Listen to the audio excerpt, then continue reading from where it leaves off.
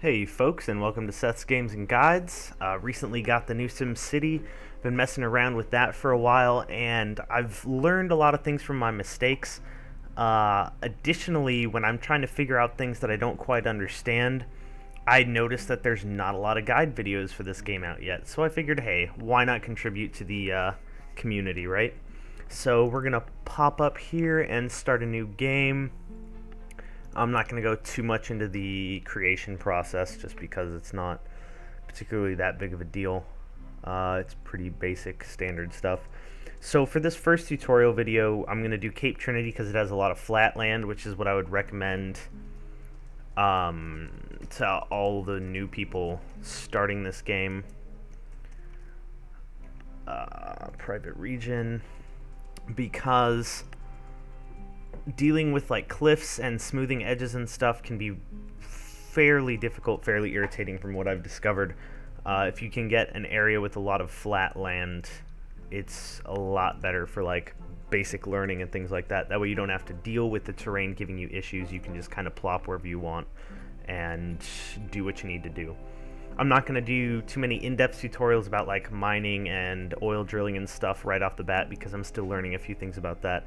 This is pretty much going to be a standard run-of-the-mill, this might be what you're missing type situation, and kind of what I like to do when I play this game. I'm not going to go over basic controls. You have the tutorial in-game for that. One thing a lot of people miss, though, is the data maps down here. You'll forget about that after the tutorial. Before I place anything on my map, typically what I like to do is I like to look at a few key things such as, let's see, where is it? Wind map. That way I know where I need to build my industry versus my residential and commercial. I watch a lot of Jesse Cox. OMFG Kata is his YouTube channel. I would highly recommend you guys go check that out. He's playing with a guy named Krendor. Hilarious guys. Very cool.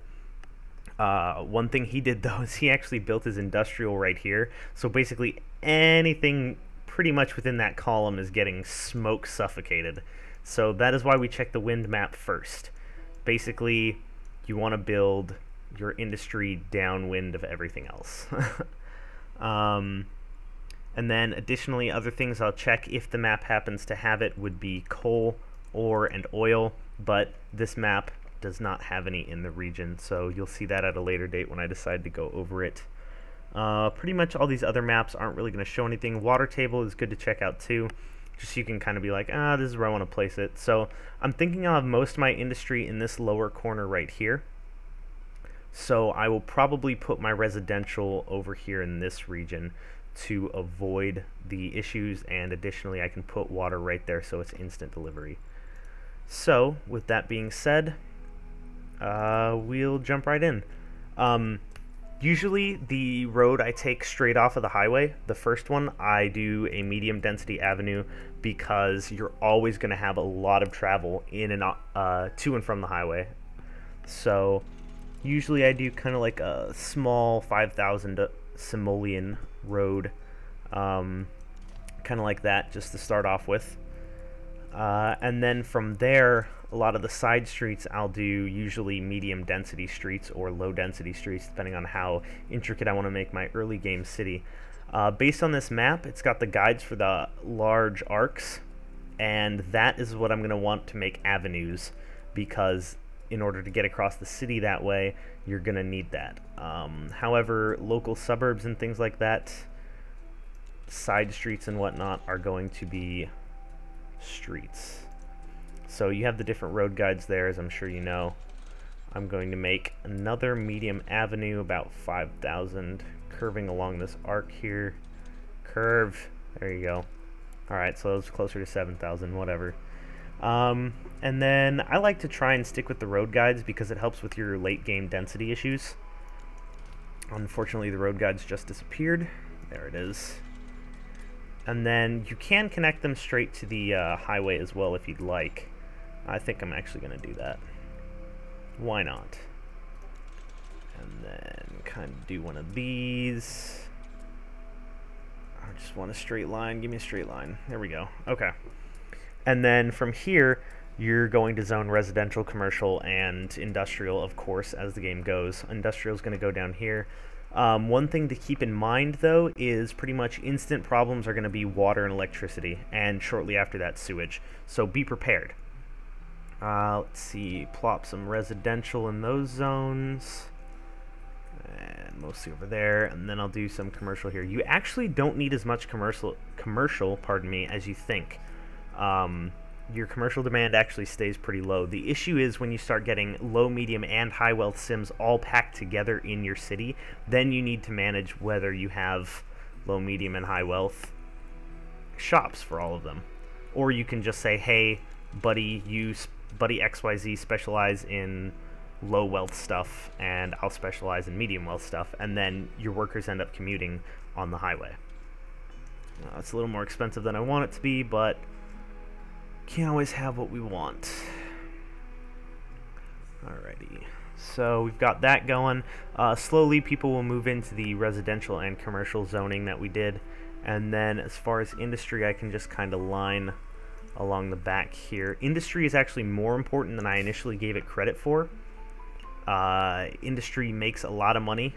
It is the highest taxed function of a town. Alright, so you can see the water started flashing yellow, pretty basic, and then on the water table I kind of just look for the darkest blue and kind of poke around that area to see, okay, pretty much gives the same value wherever I put this, about 1700. Anywhere down here that's a little better. Sometimes you get minor adjustments and you really want to squeeze everything you can out of that. So there's the water, and unfortunately the most cost-effective thing is the wind power plant, which dies off really quick if you're a fast expander like me. I've been meaning to test maybe starting with a solar power plant earlier. It's more expensive, but it lasts a lot longer. Unfortunately, when the sun goes out, issues. Also, things to note, surprisingly enough, a wind power plant does decrease land value around it slightly. So you want to keep that in mind. I usually put mine near the industrial zone. And I think I'm going to extend this road out a little bit more to the coast as much as I can. There you go. And then plop my wind power. See, the issue is you're going to end up making so many freaking wind turbines that it's going to eat up so much land. Same issue with the solar power one. I have yet to actually deal with making a university so you can get the condensed solar arrays, which take up significantly smaller space and work a lot better. So I'm thinking that might be something worth attempting to rush to. Additionally, don't freak out right away, new players. When you plop it down, no, it's not going to instantly magically power everything. It actually has to wait for workers. It just got its worker, and then it's slowly going to start up and pump powered everything. The issue I have with Trinity Point and Viridian Forest maps is they actually only have pretty much 7 to 9 mile per hour winds regardless of where you are or where you place it. So that's not good. But one of the other maps that I'd played on, I can't remember which one it was like 15 mile an hour winds, so wind power had no issues whatsoever. It was pretty nice. And then additionally, sewage is going to be a problem here shortly. You can see it piling up in the streets. So I always put my sewage in the industrial area anyway because they're going to be large polluters. So you may as well keep everything in one area. So there you go. You can see it getting sucked away. And these demand bars, the higher they are, the higher the demand, obviously. So right now I have a little bit higher industrial demand than commercial or residential, but everything is pretty much solid and still. You can see population growing slightly, and I'm actually making over $1,000 per hour already with just this small little chunk. And I've only got 3 utilities to pay for, and everyone else is just buying stuff, getting taxed, pretty much. That's it. And additionally, I can plot my town hall. Now, this town hall is deceiving. For those of you who start much smaller than this, be careful because this will take away $200 an hour from you, and it doesn't cost anything. So it's kind of like, hey, I'm gonna suck away money but be deceiving and not make you initially pay for anything. So it's kind of weird. I usually try to plot my town hall kind of near both commercial and residential because the town hall actually increases land value by a fairly large amount. And land value is how you get larger and more dense, well, wealthier, I should say, buildings for commercial and residential. So it's good to try and even it out. I wish I could actually put it here. I can. It'll destroy some homes, but I don't have a high residential demand, so it's not a big issue. And there you go. You can see all the happiness shooting through all the houses, and additionally these shops. And the way you can see this, oh, I can name my city, cool. The way you can see the actual like level of wealth and what increases and decreases it is you pull up your data map and you go to this little land value map, which is very important. And it shows you where you have decreased land value and where you have increased land value, and where you need to increase it if you want, say, you know, medium or high wealth shoppers or shops themselves. Additionally, I never noticed that before. This actually slightly reduces land value, but pretty much only the pump. It doesn't really extend past the actual building, so that's good. Let's see. So this is kind of the basics of how to get it started, and I'm already making almost 1,500 an hour, which is pretty damn good for less than, 15 minutes into a city. And I really only have like 2.5 blocks of residential, half a block of commercial, and half a street of industrial. So, I mean, technically I could sit here until people start complaining about millions of other issues, which they will inevitably do, and just kind of rack up the dough, which is definitely a viable option because money is very important in this game. When is money not important, right?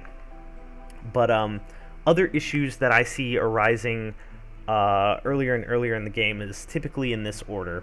You have water issue, then a power issue, then a sewage issue, then either a garbage or medical issue, then a fire issue, and a police issue.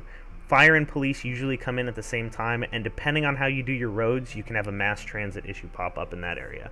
So my order of trying to deal with things is typically water, power, sewage, medical, and fire, and I can kind of delay the garbage a little bit, and garbage is actually cheaper to deal with than most of the other utilities. Additionally, if you're playing with someone, you can say, hey, I'll get a fire department, you get a medical hospital, and then get a spare fire truck and spare ambulance at each of them, and you can share it in the region view, which is right here. So if I had a buddy playing in one of these other regions, I could select this region, which is what I'm playing, and say my buddy TJ was playing over there. I could click on, if I had a fire department, this, do +1 trucks, and then my truck would commute and help with fires in his city.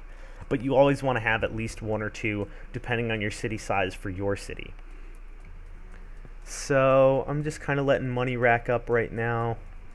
But power is always an issue. As your city grows, you're going to need more power. And when I say grows, I don't mean just take up more land, but when the density increases and the wealth increases of shops and homes, so does their power consumption. So you need to always watch that, and you want to head it off before it becomes a problem. That way Sims don't actually start complaining. So right now I only have 1.5 megawatts of excess. I'm actually going to add an additional wind turbine so that it might jump up, to about 3, I figured. That way it kind of heads off the issue before it comes. Signs, some of these other goofy little add-ons actually do something to buildings. Wind power sign, I don't think it actually helps or hinders your plant. However, like the bell on top of the fire department will actually improve response time for fire trucks to fires in your city. Also, on the topic of utilities, your utilities are very dependent on the add-ons to them. So you want to make sure you have plenty of space. That's why typically I won't zone residential right next to a utility, because I'm just going to have to destroy those houses later, and then it will give me this false sense of, oh, I have enough residents. And then when I slowly start to expand those utilities, guess what? You're losing people, then you start getting complaints about not having enough people, and then it just becomes a mess. So you kind of want to pre-plan for the fact that those buildings are actually going to be larger than they are. Just a tip from what I've seen. something that I played around with grabbing early on was education, because supposedly it prevents Sims from injuring themselves, starting fires, turning to a life of crime, etc. So it kind of delays the need for the other buildings, and I did notice that it helped, it improved. But with the school also comes other problems of having to pay for more school buses, more classrooms, etc. And then if your neighbors don't do it, you start getting their students too, and all of a sudden your little grade school can't hold everybody, because you're literally working with several cities worth of people in your schools. So you kind of want to communicate with them if you're not solo playing, and if you are solo playing, just be prepared to need to expand. Right now, demand is all low. My population is kind of flatlined, which is fine. I mean, right now you could totally just turn this up to cheetah speed, walk away, take a shower, come back. You probably wouldn't have that many issues, and you'd have a bunch more money. You might have some garbage and fire issues, but other than that, nothing too serious. Right now, I think the next issue I'm going to have is either health or garbage. And garbage is the one I can do something about now. However, health is the more severe one. And garbage pileup can actually cause more health problems. So, I can slow down the occurrence of health problems by making my garbage dump. Or I can just build the clinic to deal with the medical problems that I know are coming. So I'm going to speed up time again here to cheetah speed, get that one last paycheck, and there we go. Normally in games, like when I think I'm doing fairly well, I'll wait till I have a little bit more than what the building actually costs, because I know something else is going to come down the pipe that's an issue right after I build this. But sometimes you just can't wait.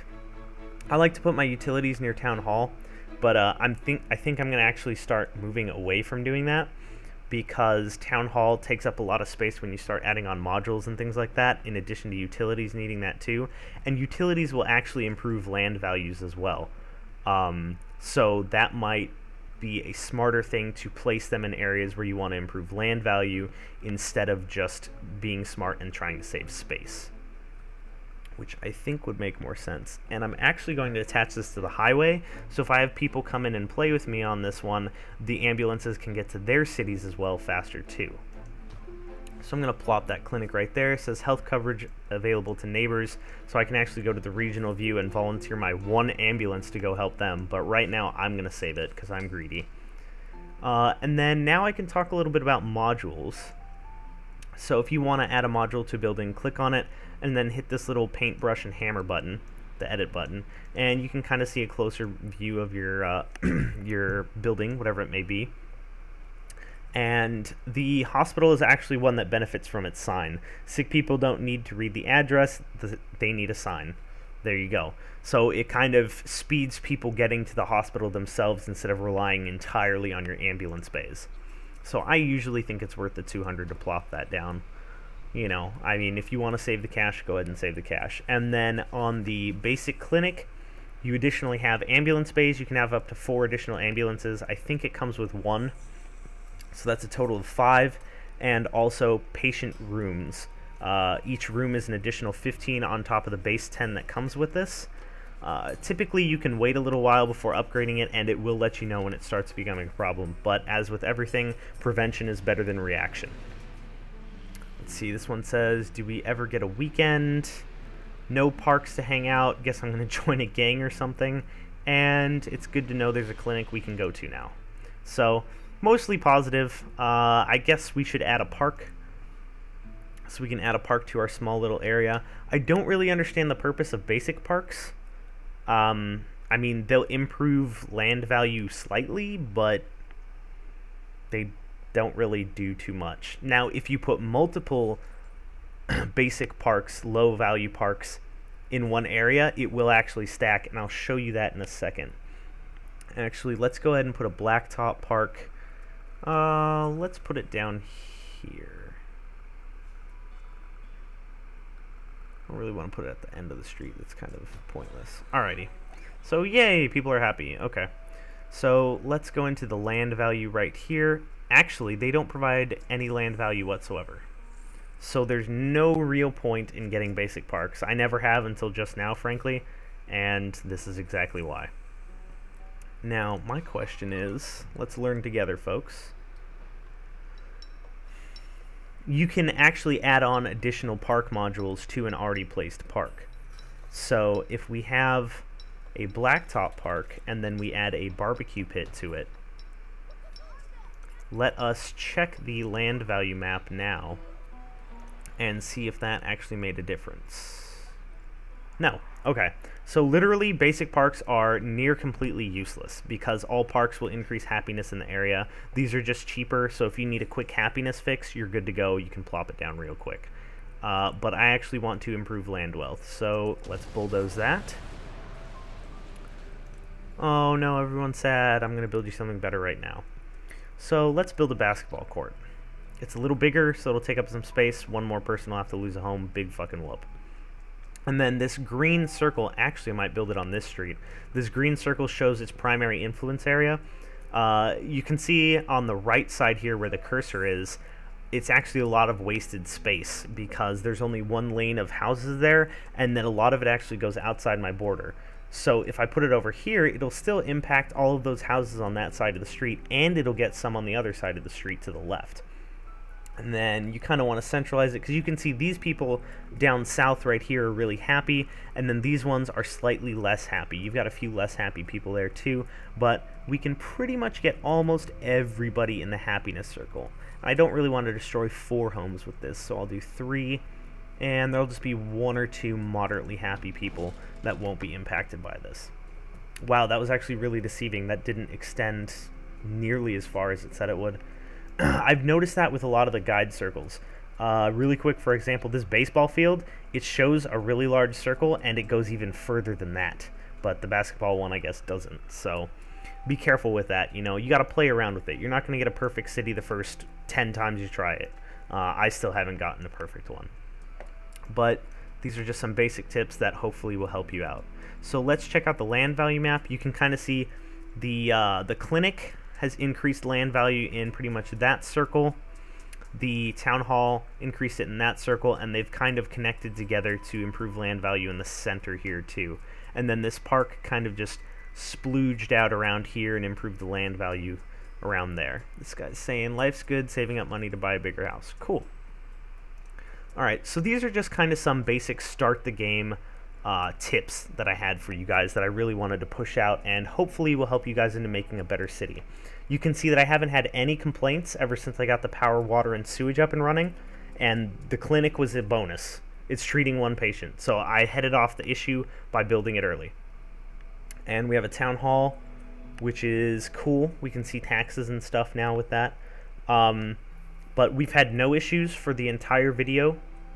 No complaints, pretty much. We had the little power thing and the little water thing at the beginning, which everyone's going to get. But it's really basic. We haven't had any traffic issues. As long as you have like 1 primary road that you think everybody's going to be traveling on, which might actually turn out to be this one that I might want to make into an avenue. But yeah, you can avoid most traffic problems, and if you think you will, go ahead and grab an early bus station. A lot of times you want to have a tactical pause, from what I've experienced. You want to say, okay, everyone is happy right now. Let's not expand, let's not add things, and let's ride out this calm as much as possible to store up money. You know, so just keep that in mind. As much as you want to speed up and burn through and, you know, oh, I need a police station, let me take out 3 bonds and build a police station, whatever. Sometimes it's better to just wait and let things run their course. You know, go use the bathroom, go grab a snack. When you come back, you'll have another paycheck or 2 in your pocket. And zoning is always free. So if you have empty space, like I have this whole road up here, I can plop some zone right there. If I think I want some more people or some more shops to increase my tax income, you can always throw that out there. I actually have all this and then all that, which is completely freaking unused. And then you can always extend roads. You can always do freaking dirt roads. If you just need some more zoning, plop down some dirt road. It's $2 a segment, really cheap. Throw some houses on there. It's workers. It's not a lot of workers because it's all low density residents, but it's workers. You know what I mean? Let's see if there's any protesters at City Hall. Nope. It's all good. Alright folks, so I'm going to leave you with that. This was kind of the basic introduction on how to get started and get going with SimCity. Look out for my next video. I will probably cover more of the utilities, probably get the first expansion on our city, see what other kind of craziness happens, and probably put a little bit more focus on industry. But thanks for watching. This has been Seth from Seth's Games and Guides, and thank you for subscribing if you have. Please subscribe if you haven't. I'm going to be putting out more gaming and more guides and all that goodness. So have a good one, everybody, and see you next time.